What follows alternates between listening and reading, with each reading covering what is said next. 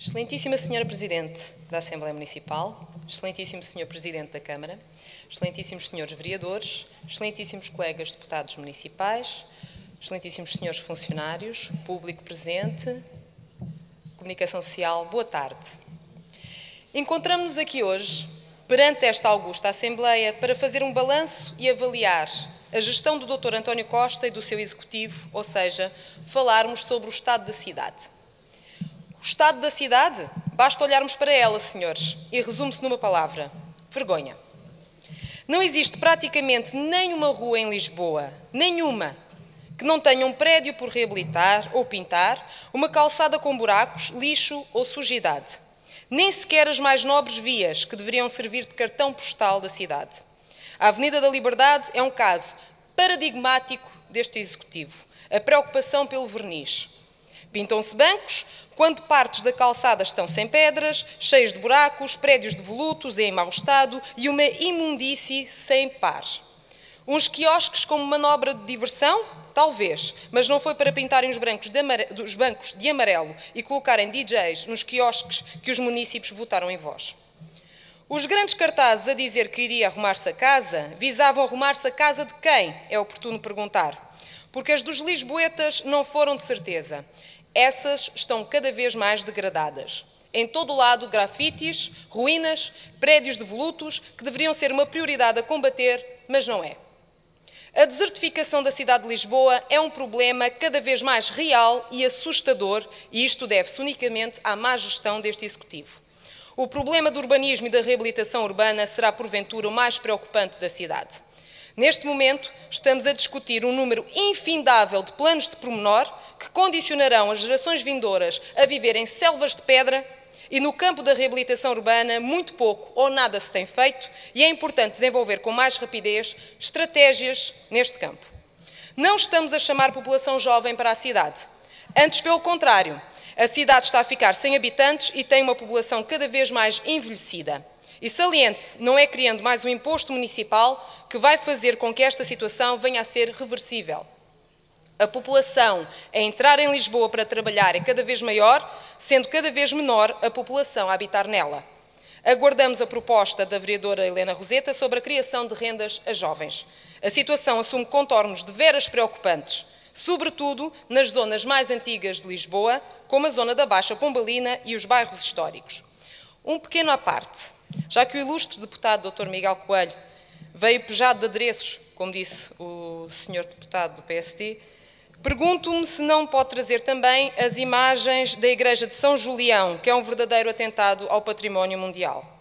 Diz o plano de pormenor da Baixa que pretende, entre aspas, portanto, início de citação, eliminar as intrusões visuais e as discrepâncias volumétricas de forma a repor o equilíbrio das morfologias identificadas na área de intervenção do plano e ainda incentivar a eliminação de barreiras arquitetónicas.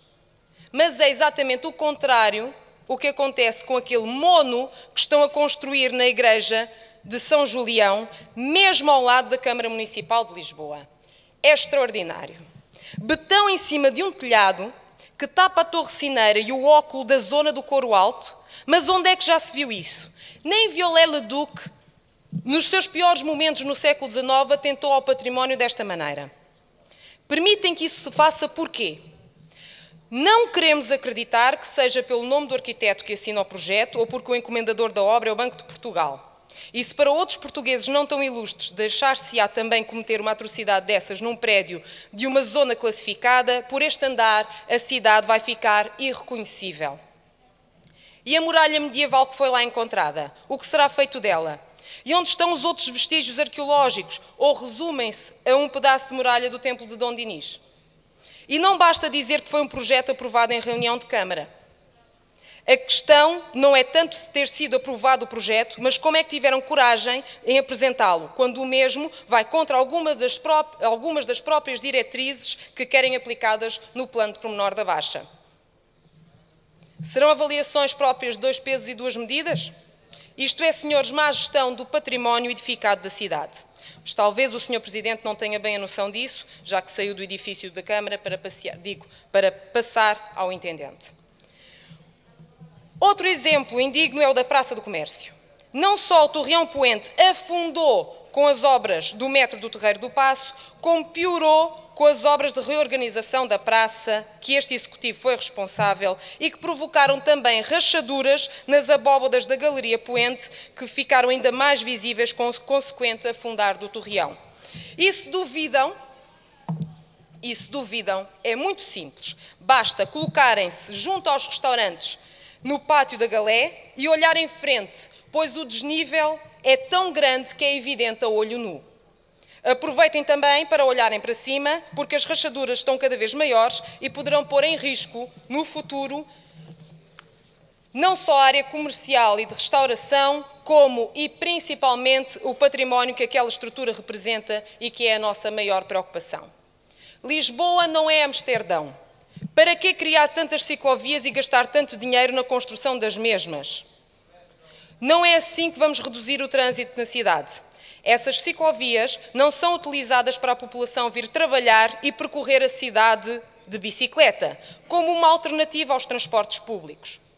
Além disso, nem todos podem estar em excelente forma física, como o Sr. Presidente da Câmara ou o Sr. Vereador Sá Fernandes, para seguirmos os seus exemplos de como se deve ir para o trabalho de bicicleta, dando utilização a ciclovias que habitualmente só vemos pessoas a andar nelas para fazerem exercício físico aos fins de semana, feriados ou fim da tarde. E claro, desde que não seja na zona do Colégio Militar, onde em tempos um quiosque no meio da ciclovia servia, obviamente, para aqueles que já estão em outro nível de exercício e já podem dar saltos em altura. A rede de transportes públicos é deficiente, ineficaz e cara perante as necessidades constantes de uma população que utiliza as zonas periféricas da cidade como dormitório. O processo da reforma administrativa da cidade, tão necessária, não ouviu realmente os seus munícipes e não teve em conta muitas das posições de muitos presidentes de junta. Além disso, o processo está nas mãos da Assembleia da República e não há vislumbre se irá concretizar-se ou não para as próximas eleições. Levou 2 anos e, mesmo assim, está indefinido. Depois temos a questão do ambiente, ou melhor, a falta de uma política ambiental. Os espaços verdes da cidade de Lisboa são fundamentais na imagem que desejamos projetar da nossa cidade e isso não tem sido bem conseguido. Esses espaços encontram-se ao abandono. Basta olharmos em redor desta Assembleia e o desleixo em que se encontra o espaço circundante. Já nem vamos falar em espaços nobres, como aquele junto à Torre de Belém, que é um verdadeiro deserto, sujo e abandonado, inacreditável aos olhos dos turistas que ali vão conhecer o marco da história do nosso país. Fala-se muito da escola de jardinagem camarária, mas até à data não vimos qualquer resultado. As intervenções nos espaços verdes da cidade têm sido apenas de fachada, pintar bancos com outras cores, colocar novas espécies de plantas e flores sem haver a devida manutenção, e isso apenas contribui para a degradação geral do estado da cidade. Também a identidade de Lisboa tem sido posta em causa com a cedência da imagem pública da cidade para publicitar diversas marcas. O Grupo Municipal do PPM questiona este Executivo acerca dos benefícios concretos para a cidade e o erário camarário resultantes destas parcerias. Relativamente à situação financeira da Câmara, continuamos a alertar para o desgoverno de algumas empresas municipais. Uma vez que um dos pontos do acordo com a Troika exige o fim das mesmas, não compreendemos porque o Executivo não tem feito esforços nesse sentido. É particularmente preocupante a situação da Gebalis.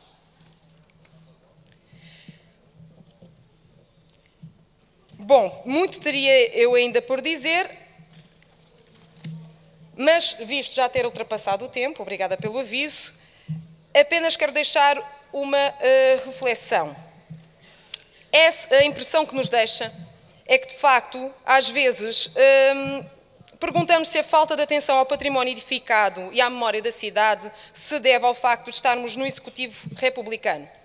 É essa a impressão que deixa. Os monárquicos são habitualmente mais respeitosos para com o património e a história do seu país e da sua cidade. Sabem que cada pedra ali colocada é símbolo do esforço de gerações dispostos sob um ideal comum. O interesse pessoal é o de crescimento coletivo e não individual, consubstanciado na figura do chefe de Estado e a sua família, ou seja, o rei e a família real. Aliás, Pode-se atestar isso por todos os países que vivem em monarquia na Europa. Não só servem de modelo governamental, como também de práticas culturais exemplares. Porque não seguimos os bons exemplos? Fica a questão. Muito obrigada pela vossa atenção. Muito obrigada, Sra. Deputada.